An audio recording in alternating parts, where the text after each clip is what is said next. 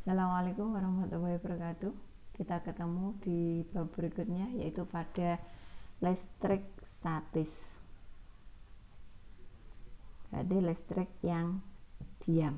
Nah, yang kita bahas di sini kita hanya melihat pada muatannya. Muatan di situ dibedakan menjadi dua, ada muatan positif dan ada muatan negatif. Muatan positif atau biasa kita katakan dengan proton, dan muatan negatif biasa dikatakan dengan elektron. Cuman kalau di listrik statis ini muatannya tidak selalu proton dan neutron dan elektron, tapi di situ ada muatan positif dan ada muatan negatif. Nah, apa aja yang akan kita bahas pada listrik statis? Yang akan kita bahas pada listrik statis yaitu yang pertama ada gaya Coulomb atau gaya elektrostatis. Kemudian ada kuat medan listrik,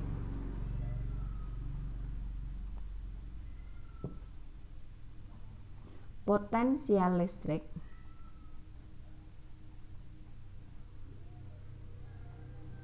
energi potensial listrik, dan kapasitor. Yang pertama yang akan kita bahas yaitu pada gaya Coulomb atau gaya elektrostatis.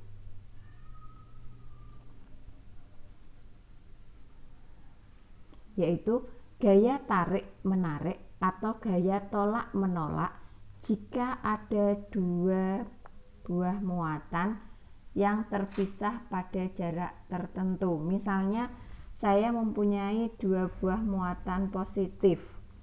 Saya katakan ini dengan Q1, ini dengan Q2.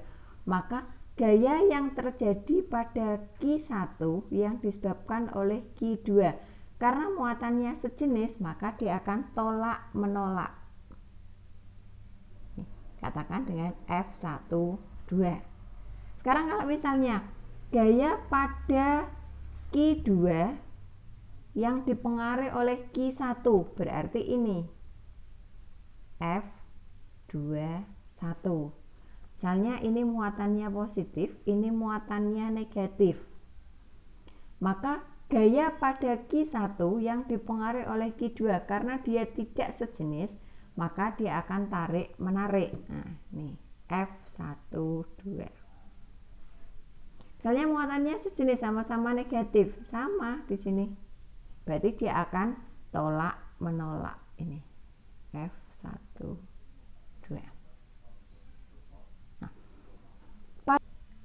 Nah, besar gaya elektrostatis, baik gaya tolak menolak atau gaya tarik menarik, di situ sebanding dengan muatan-muatannya dan berbanding terbalik dengan kuadrat jarak. Jika muatannya diperbesar, maka gayanya akan semakin besar. Sebaliknya, jika jaraknya diperbesar, maka gayanya akan semakin kecil. Maka secara matematis bisa dituliskan dengan F, gaya elektrostatis, akan sama dengan K, Q1, Q2 per R kuadrat. Dengan F adalah gaya, satuannya Newton, K konstanta dengan besarnya 9 kali 10 pangkat 9, Q muatan, satuannya Coulomb, dan R jarak dinyatakan dalam meter. Gaya merupakan besaran vektor. Karena dia merupakan besaran vektor, maka selain punya nilai, dia juga punya arah. Maka nanti jika ada 3 buah muatan atau lebih, maka gaya-gayanya bisa kita gambarkan terlebih dahulu. Saat kita mau menghitung besarnya gaya, maka tanda positif dan negatif di muatan tidak diikutkan dalam perhitungan. Tanda positif dan negatif muatan hanya menunjukkan apakah dia akan tolak menolak atau akan tarik menarik. Nah, besaran kedua yang kita bahas yaitu kuat medan listrik.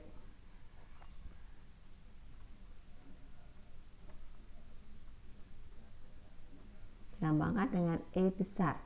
Apa itu kuat medan listrik? Kuat medan listrik yaitu daerah yang masih terpengaruh adanya gaya listrik. Itu yang kita katakan dengan kuat medan listrik.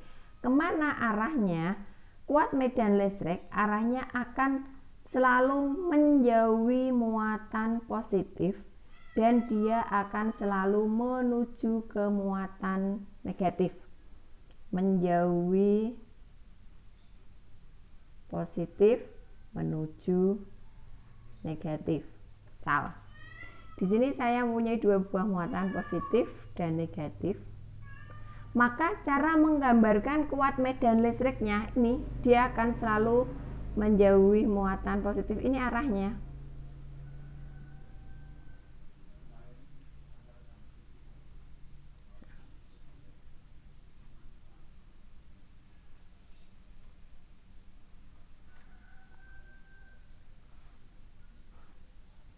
Menuju muatan negatif, menuju menjauhi positif, menjauhi positif, menjauhi positif. Nah, berapa besarnya E? E besarnya akan sama halnya dengan F per Q ujinya. Atau secara matematis bisa dituliskan dengan K Q1 Q2 per R kuadrat per Q1, sehingga nanti akan samanya dengan K Q2 per R kuadrat, atau cukup kita tuliskan dengan K Q per R kuadrat. Berarti dia juga sebanding dengan muatannya dan berbanding terbalik dengan kuadrat jaraknya.